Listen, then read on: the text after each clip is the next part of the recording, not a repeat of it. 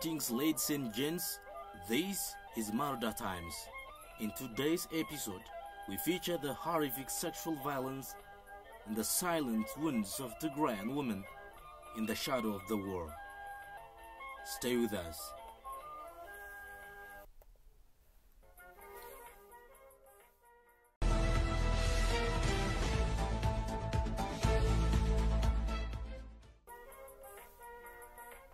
In the northern highlands of Ethiopia lies Tigray, a land of proud history, ancient faith, and remarkable resilience.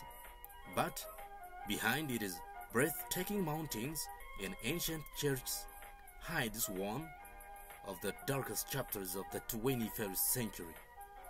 When war erupted in November 2020, it unleashed not only gunfire and hunger, but also an unspoken horror, a campaign of sexual violence that left deep scars on the bodies and souls of Tigrayan women and girls. The conflict began as a political dispute between the Tigray regional government and Ethiopia's federal authorities. But it quickly turned into a brutal war involving multiple forces. The Ethiopian National Defense Forces, Eritrean troops, and the Amhara Fano militias. Civilians became the main victims. Villages were burnt, hospitals looted, crops destroyed, and women, once the backbone of their communities, became deliberate targets in a war of humiliation and revenge.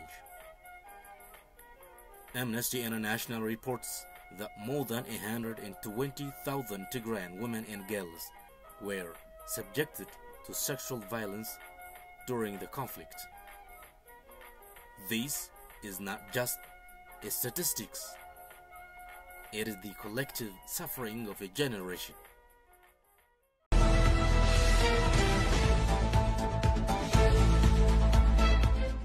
Each member hides a face, a family, a future stolen by violence. The war they fought on women's bodies.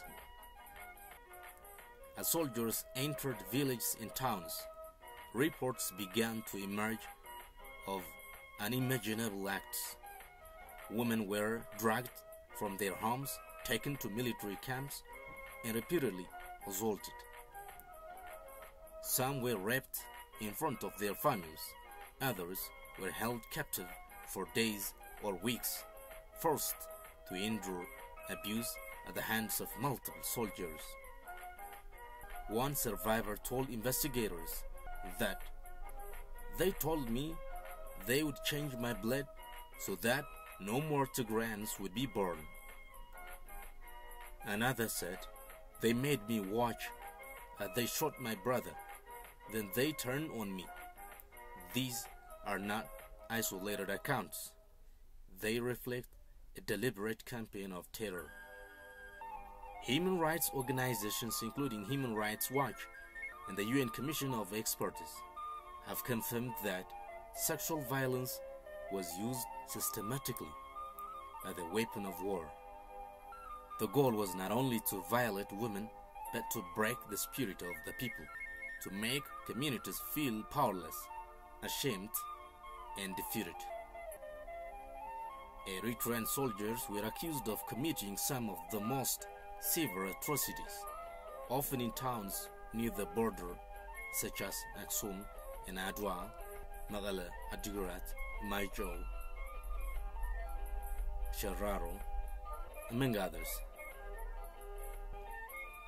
Ethiopian troops were implicated in widespread assaults during search operations, while members of the Amhara Fano militias reportedly used rape as a tool of ethnic cleansing in western Tigray. The silent aftermath. When the guns fall silent, the suffering did not end. Survivors emerged from the ruins with shattered bodies and broken spirits. Many were infected with HIV. Others carried unwanted pregnancies, reminders of the crimes they endured. Health centers that once served women and children had been destroyed or stripped of equipment. In the regional capital Mekelle, doctors and nurses began treating survivors with what little they had. Psychologists and counselors. Many survivors themselves listened to the pain that words could barely express. Some women remained silent for months, unable to speak. Others refused to return home, fearing rejection from their families. In the words of one counselor, they come in silence. Some don't even look up. But when they cry, you hear the whole world in their tears. The stigma of rape runs deep in the Tigrayan culture, as it does in many societies. Some women were blamed or ostracized for what was done to them.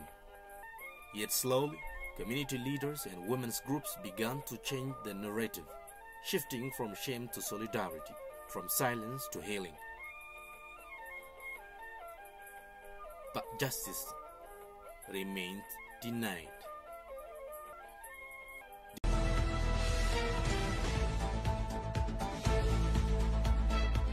Despite overwhelming evidence, justice for survivors remains elusive.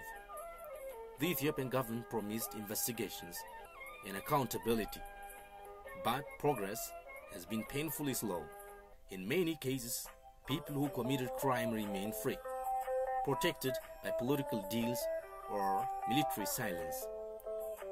International organizations, including the United Nations and Amnesty International, have repeatedly called for independent investigations.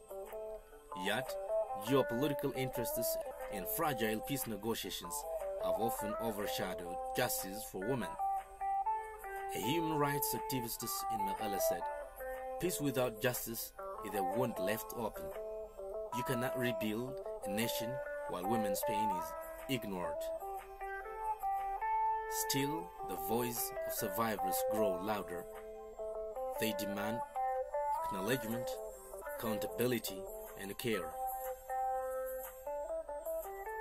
Not as victims, but as citizens whose rights and dignity must be restored.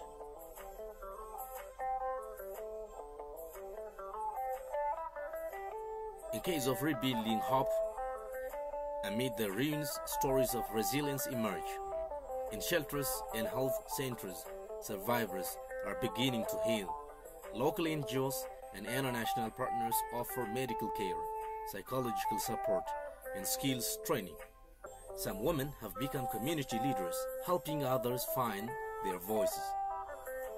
One survivor who was once a teacher now leads a women's group in central Tigray. She says, "They tried to break us, but they made us stronger. I will not be silent again." In a village once destroyed by war, women are returning to rebuild, planting crops, reopening schools, and raising children. Their strength is the quest defense of the people who refuse to be erased by violence. All in all, the war in Tigray has left a wound that will take generations to heal. More than 120,000 women and girls have suffered sexual violence. Yet, the true number may never be known. Behind every statistic is a life, a mother, a sister, a daughter, whose humanity was violated but not destroyed. The world must not turn away. Justice must be pursued, not only to punish the guilty, but to honor the survivors who have endured the unthinkable. As the sun rises once more over the hills of Tigray, the women of this land stand as living proof that even in the face of unimaginable cruelty, the human spirit can endure. Their bodies were battlefields, but their resilience is their resolution. The silent wounds of Tigray is not only a story of suffering, it is a story of strength, dignity, and hope. The voices once silenced by war are now rising, demanding truth, justice, and peace. And the world must listen. Well, ladies and gents, this brings us the end of this episode. Thank you for being with us. Goodbye from me now.